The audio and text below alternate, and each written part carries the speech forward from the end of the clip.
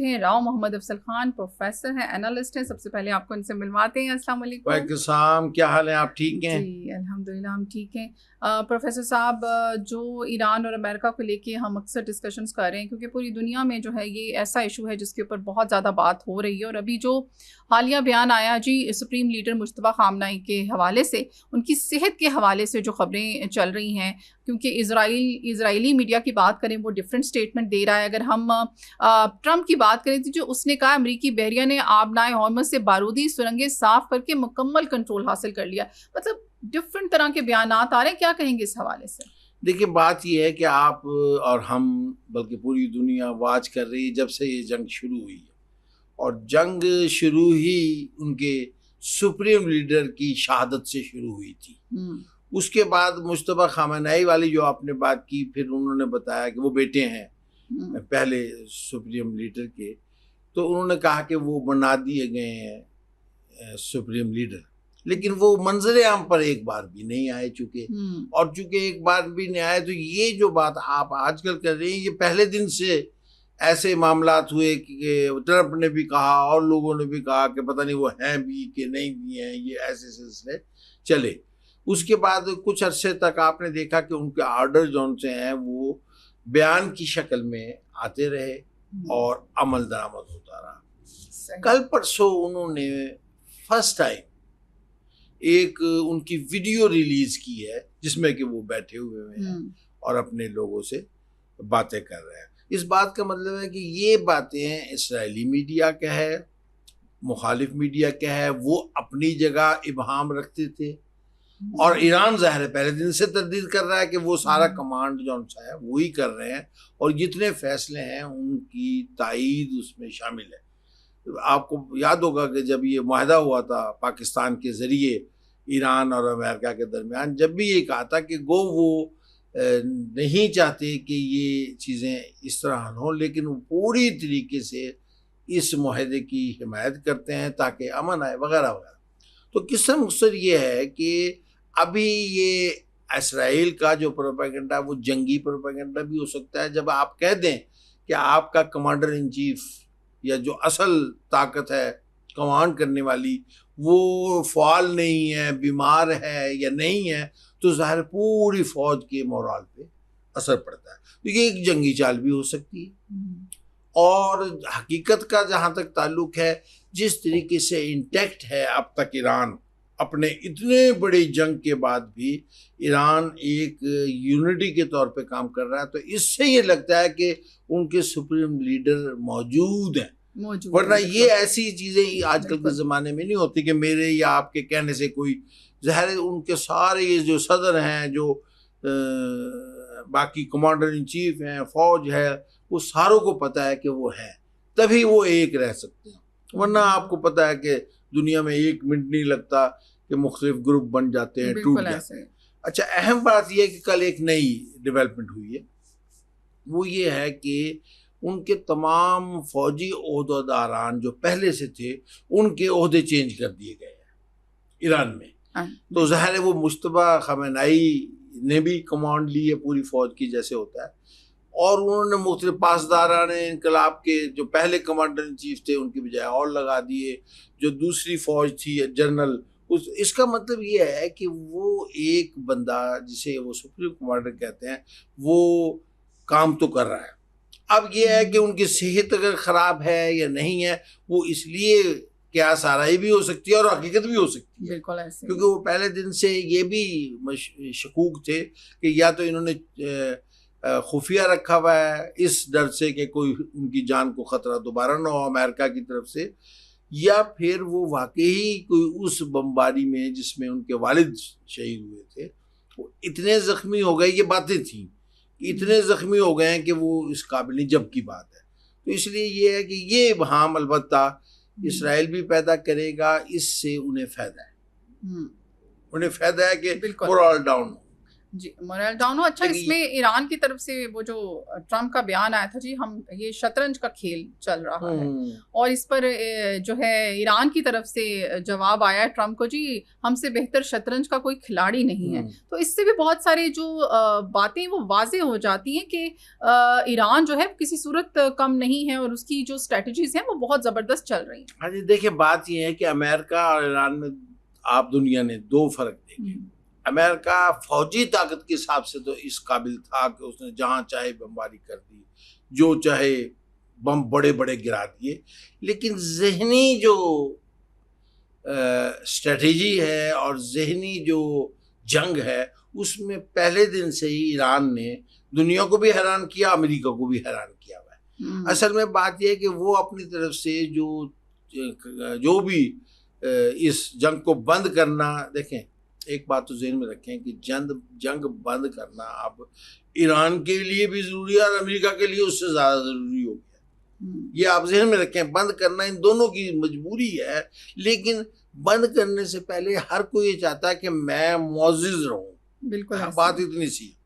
तो अमेरिका की शतरंज जौन सी है, उसमें शायद खिलाड़ी उतने ज़हीन नहीं नजर आ रहे अब तक जितने ईरान वाले हैं, कि कम ताकत के बावजूद उन्होंने न सिर्फ मुकाबले पे ला खड़ा किया, बल्कि अमेरिका को ये बावर करा दिया कि बेशक हम जिंदा रहेंगे, मर जाएंगे, तेरी जौन सी है सुपरवेसी ख़त्म हो जाएगी। और मेरा ख्याल है कि शतरंज के इस खेल में इस वक्त जो शतरंज के खेल में बाकी लोग तो हम आप तो देखने वाले होते हैं ना, दुनिया जिसे कहते हैं, वो अमेरिका को लग रहे हैं कि वो ज़्यादा जैसे शतरंज में होता है ना कि फलाना हाथी इधर पड़ा है, तोप इधर पड़ी है, वजीर ने उस पर बादशाह पर जोर दिया हुआ है। इसी तरीके से ईरान ने जिस स्ट्रेटेजी से किया है, उससे अमेरिका को ज़्यादा प्रेशर महसूस हो रहा है। और अमेरिका की इकॉनमी, अमेरिका की फौजी ताकत की भी आप देखें, जिस तरह ये अफवाहें उड़ रही हैं, उन अफवाहों को भी तो ज़हन में रखें। क्या अमेरिकन सदर को जवाब देना पड़ा कि हमारे पास असले के ज़खायर अभी कम नहीं हुए। इस बात का मतलब ये है कि ये बातें उड़ने लगी ना, कि तो कहने का मकसद ये कि ये शतरंज का खेल तो है, लेकिन अब ख़त्म भी होगा। और ये शतरंज के खेल में मुझे ये लगता है कि जब तक ड्रॉ कराने वाली कोई पावर नहीं होगी, उस वक्त तक ये यूं ही एक दूसरे से चलता रहेगा। अच्छा, इसमें स्टेट ऑफ हॉर्मस की बात करें, क्या लग रहा है आपको, वो ओपन होगा नहीं होगा? अभी ओमान आपने देखा होगा, बड़े ऑयल टैंकर से समुद्र में कई सौ किलोमीटर तक वो जो 400 किलोमीटर जी वो ऑयल फैल गया है, तो उसके हवाले से क्या कहेंगे? ये बड़ा सीरियस मामला है। बात यह है कि आबना हॉर्मस बहरहाल ईरान के पास से होकर गुजरती है, दूसरी तरफ ओमान है, इन दोनों के दरमियान वो रास्ता है जिससे। तो बात यह है कि अब इसमें फिर बुधवार आएगा, इसमें बैनुल अक़वामी रूल्स का सही ना होना, इम्प्लीमेंट ना होना, और एक फोरम का ना होना असल में वजह है। और वो फोरम मैंने पहले बताया था कि यूएनओ था। अगर यूएनओ या फिर जिसे आप कहते हैं कि जो इम्प्लीमेंट कराने वाला अदारा है, उसे सिक्योरिटी काउंसिल कहते हैं, अगर वो सही तरह इन रूल्स और उस पर अमल कराने के काबिल होता तो जंग भी रुकती शुरू में ही। वो तो अभी तक इस काबिल भी नहीं कि इंटरफीन करके जंग को, ये तो पाकिस्तान बीच में आया या कुछ ऐसे ममालिक, चाइना ने भी थोड़ा सा। तो बात ये है कि वो आबना हॉर्मस वाला मामला अब कुछ लो और कुछ दो पे आ गया है। उसमें अमान भी जाहिर है कि वो उसके पास है, ईरान भी, और अमेरिका भी चाहता है कि इस से। और मुझे लग रहा है कि जो बैकडोर पाकिस्तानी सालसी में जो मुआहदा हुआ था वो अभी तक इस तरह कायम है, जंग की हद तक तो नहीं कायम रहा, लेकिन इस तरह कायम है कि वो मुज़ाकरात जैसे कहते हैं बैकडोर मुज़ाकरात वो चल रहे हैं। और बैकडोर मुज़ाकरात में मुझे लगता है कि अमेरिका भी ईरान की कुछ बातें मान लेगा, ईरान भी अमेरिका की बातें मान लेगा। और मैंने जैसे शुरू में कहा, अब मजबूरी दोनों की है। ज़्यादा देर अमेरिका खींचता है तो अमेरिका की सियासी साख मजीद मुतासर होगी, ज़्यादा देर ईरान खींचता है तो ईरान तो मुतासर ही मुतासर है। ये तो बातें की बातें होती हैं।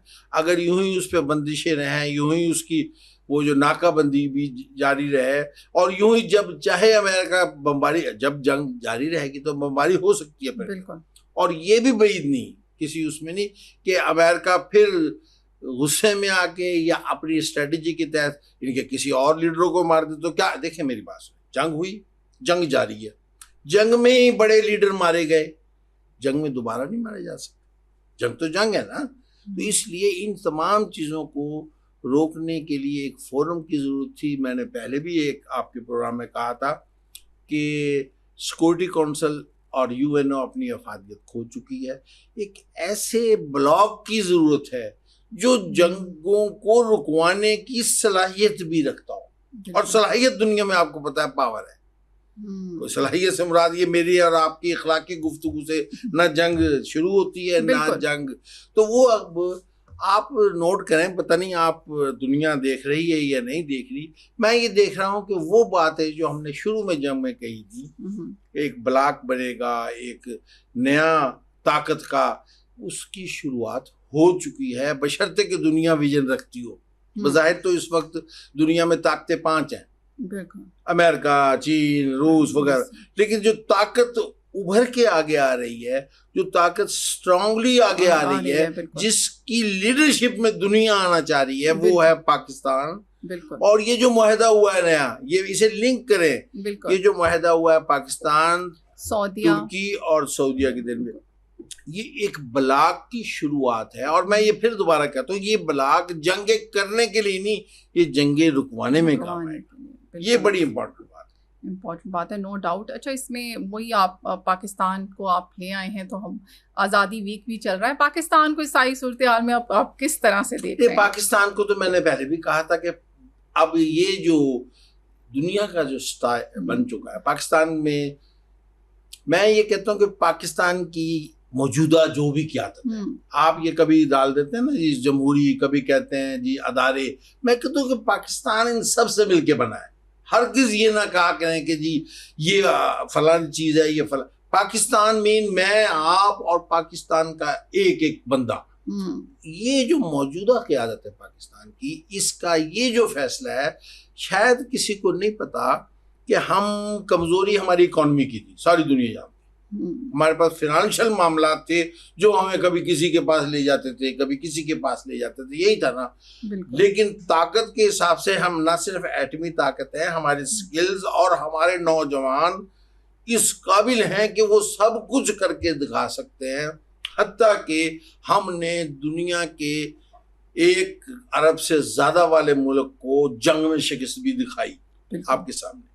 तो मैं ये कह रहा हूँ कि पाकिस्तान की जो इकॉनमी वाला मामला, अब इस वक्त ये जो ब्लॉक बना है, ये 3 मुल्क का जो ब्लॉक है, इसे आप अब ये बढ़ेगा, ये मेरी तरफ से आप समझें कि मेरा अंदाजा ही होते हैं ये, कि ये इतना बढ़ेगा कि दुनिया ख्वाहिश करेगी कि इस ब्लॉक में रहें, क्योंकि यूएन वो सिक्योरिटी काउंसिल तो फेल हो चुकी ना, इस ब्लॉक में रहें। इसमें बड़े बड़े यूरोपियन ममालिक भी आ सकते हैं। अभी तो आप ये बज़ाहिर देख रहे हैं कि ये इस्लामी ममालिक का ब्लॉक नहीं, ये दुनिया का एक ब्लॉक।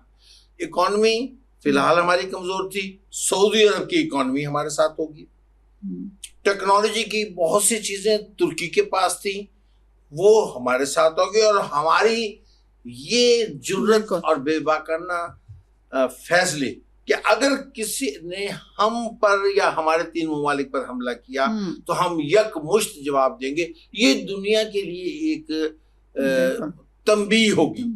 और तंबीह का मतलब ये है कि दुनिया कहेगी हमने तो आफियत से चलना है, हम तो तरक्की करना चाहते हैं, हम तो चाहते हैं जंग ना हो, तो ये जो ब्लॉक है ये जंग को रोक सके।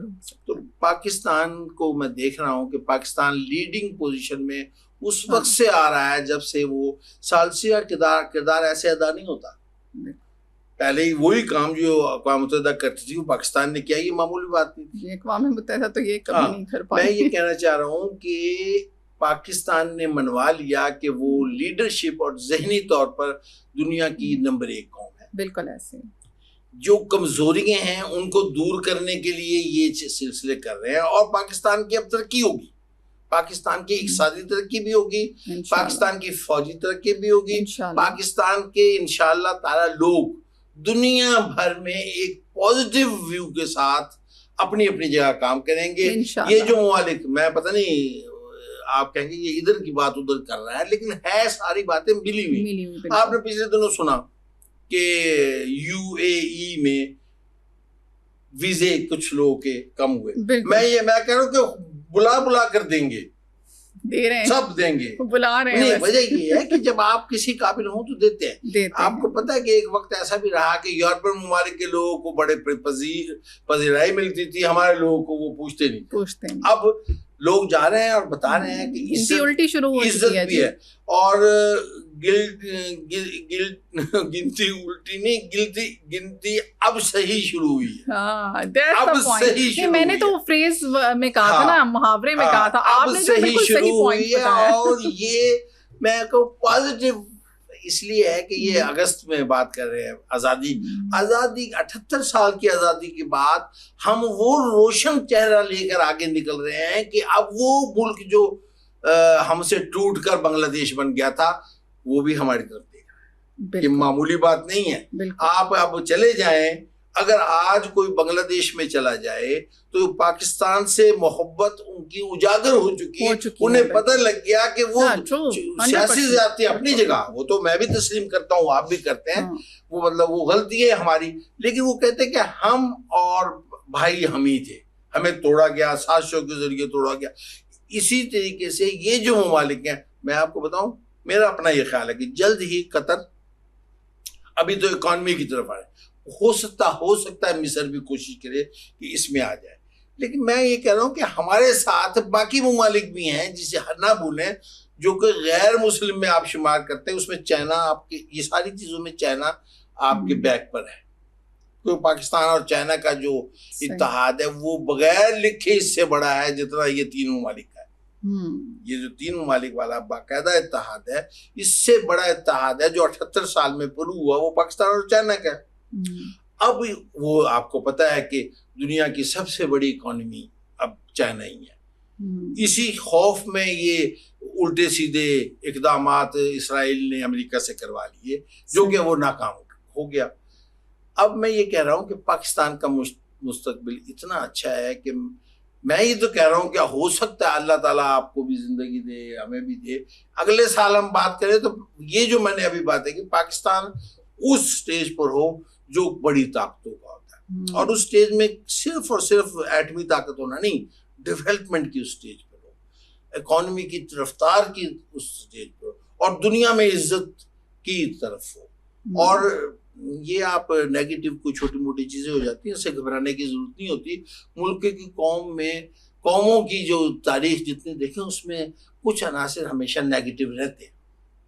बात तो ये कि अक्सरियत कहाँ तक जाती है, पाकिस्तान कहाँ तक, पाकिस्तान अब इंशाल्लाह चल पड़ा है, लेकिन अब जरूरत इसकी है कि हम आप जो आम आदमी हैं वो किसी इन्फ्लुएंस में ना आए, सिर्फ और सिर्फ मुल्क के लिए सोचे और उसका हर फैसला मुल्क के मफाद में होना शुरू हो जाए। इवन मैं दुकानदार भी हूँ तो मैं बेईमानी ना करूँ, नाप वो जो अल्लाह ताला ने इस्लाम में असूल बताया, नाप तोल में मैं कोई बेईमानी ना करूं, मिलावटें ना करूं, मुनाफा नाजायज ना लूं, ईमानदारी से टैक्स दे दूं। तो इस तरह छोटे लेवल से लेके जो मुलाजिम है वो ड्यूटी सही देने लगे, और टेक्नोलॉजिस्ट जो से वो टेक्नोलॉजी से, साइंसदान अपना डेडिकेशन से ये समझें कि हम न सिर्फ मुल्क के लिए जिस तरह हमारे साइंसदानों ने एटम बम बनाया है, इस तरह बाकी टेक्नोलॉजी भी कर सकते हैं। बिल्कुल जी। देखिए जी, कोई भी